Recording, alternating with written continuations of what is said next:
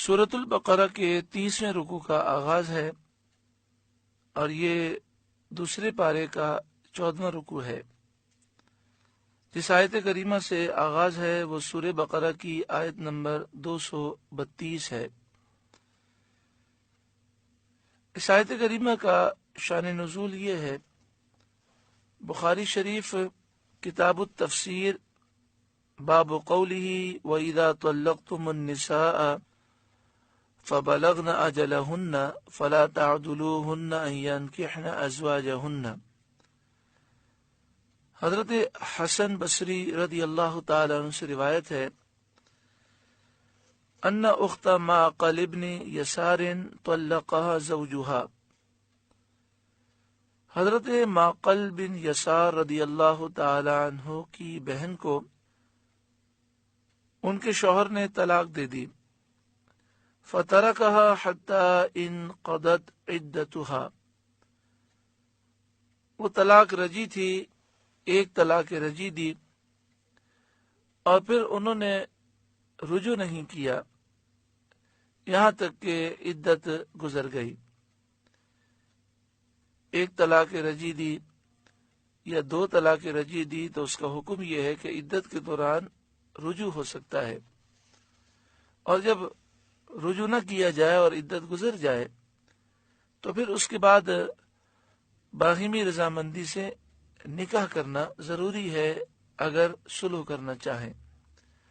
فخطبها، تو عدت کے بعد پھر احساس ہوا اور ان کے شوہر نے انہیں نکاح کا پیغام بھیجا۔ ان کی زوجہ اس کے لیے راضی تھیں۔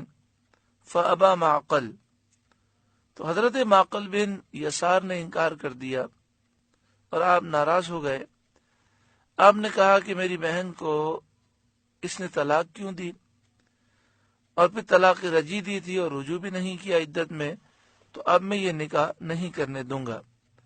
فنزلت، تو یہ آیت کریمہ نازل ہوئی اور ارشاد فرمایا، وَإِذَا طَلَّقْتُمُ النِّسَاءَ، اور جب تم عورتوں کو طلاق دو، فَبَلَغْنَ أَجَلَهُنَّ، اور ان کی میعاد پوری ہو جائے، عدت پوری ہو جائے، فَلَا تَعْضُلُوهُنَّ أَن يَنكِحْنَ أَزْوَاجَهُنَّ إِذَا تَرَاضَوْا بَيْنَهُم بِالْمَعْرُوفِ، تو اے عورتوں کے والیوں، انہیں نہ روکو اس سے کہ اپنے شوہروں سے نکاح کر لیں جب کہ آپس میں شریعت کے موافق رضامند ہو جائیں۔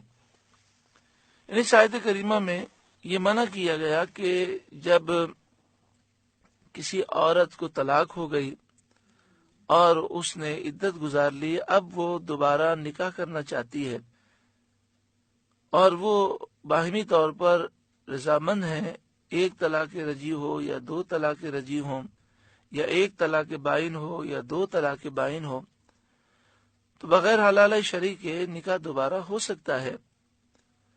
تو اے عورتوں کے والیوں، تم انہیں نہ روکو۔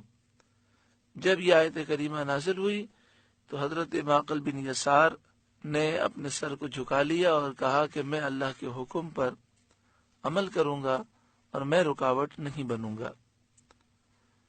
یہ اللہ والوں کی شان ہوتی ہے کہ جب ان کے سامنے قرآن کی آیتیں پڑھی جائیں اور جب انہیں مسئلہ بیان کیا جائے تو فوراً وہ جھک جاتے ہیں۔ تو یہ آیت کریمہ جیسے ہی نازل ہوئی، حضرت معقل بن یسار نے سنی، آپ نے فوراً اپنے معاملے سے رجوع کر لیا۔ ہمیں بھی چاہیے کہ ہم جب قرآن پاک کی آیات سنیں، قرآن کا مسئلہ سیکھیں، تو فوراً اپنی غلطی کا احساس کریں اور اپنے معاملات کو درست کریں۔